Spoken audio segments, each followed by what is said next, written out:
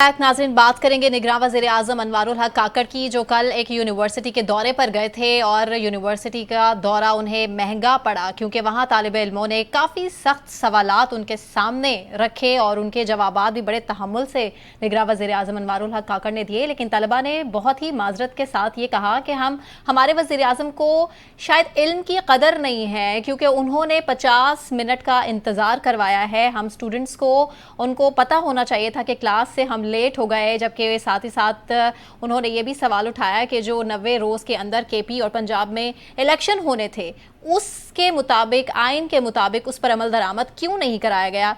और भी बहुत सारे सवाल थे जो कि हम आपके सामने रखते हैं, आपको सुनवाते हैं। तो सर, मैं अपने दुख का इजहार करना चाहूँगा कि सर आप एक यूनिवर्सिटी आए, तलबा अपना टाइम निकाल के आए, असातिज़ा इंतज़ार कर रहे हैं और आप फिर भी सर 50 मिनट लेट आए।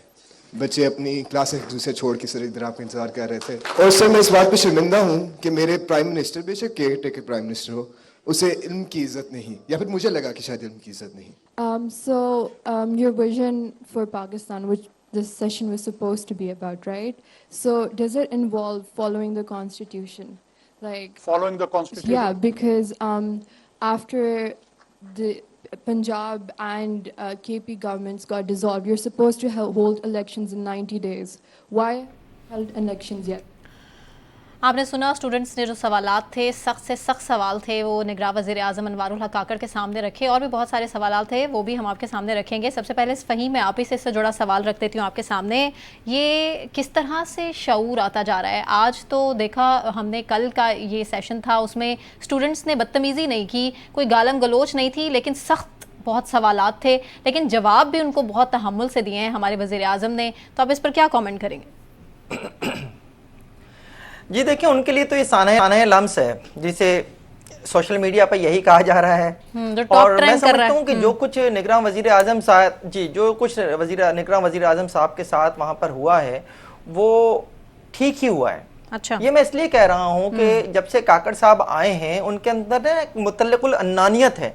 ऐसा लगता है कि जैसे कोई मुंतखब वज़ीर आज़म हो और वो आकर बैठ गया हो और उसके हाथ में सारे फैसले करने का इख्तियार है, वो जो चाहे करें। उनके एक फैसले पर आज तो शरी रहमान साहिबा ने भी बहुत ज़्यादा वो किया है, एतराज़ किया है कि आपने जिस तरह से गैस की कीमतें बढ़ाई हैं, ये तो अवामी हुकूमतों को करने वाले फैसले, आप उन्हें करने देते।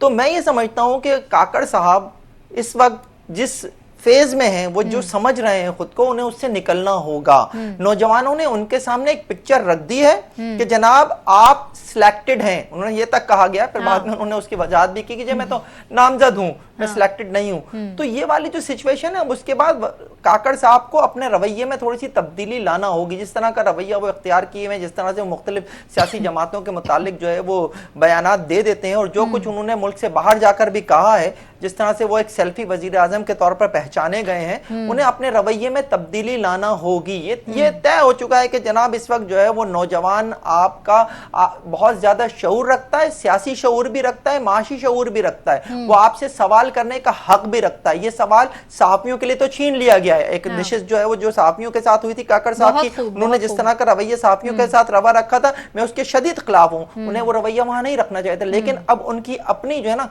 क्लास हुई है बाकायदा तौर पर, ये क्लास सही हुई है उनकी। मैं समझता हूं कि अब उन्हें आगे अपना रवैया बहुत बेहतर करने की जरूरत है। और वो जो अहम तरीन बात जो वहां पर हुई भी कि आप जाएंगे कब, डेफिनेटली उन्हें जो है इलेक्शन कराना चाहिए, इलेक्शन करा के जो है घर जाना चाहिए, और उसके बाद जाकर डेफिनेटली वो ढूंढ रहे होंगे उस शख्स को भी कि जिसने उन्हें जो है वो लम्स में ले जाने के लिए कहा था। एक बच्चे को ये जवाब देना बनता है कि आपको जो है वो मायूस नहीं होना चाहिए था, अगर मैं लेट हो गया तो क्या हो गया, आप चले जाते यहां से उठकर। ये जवाब देना किसी बच्चे को बनता है?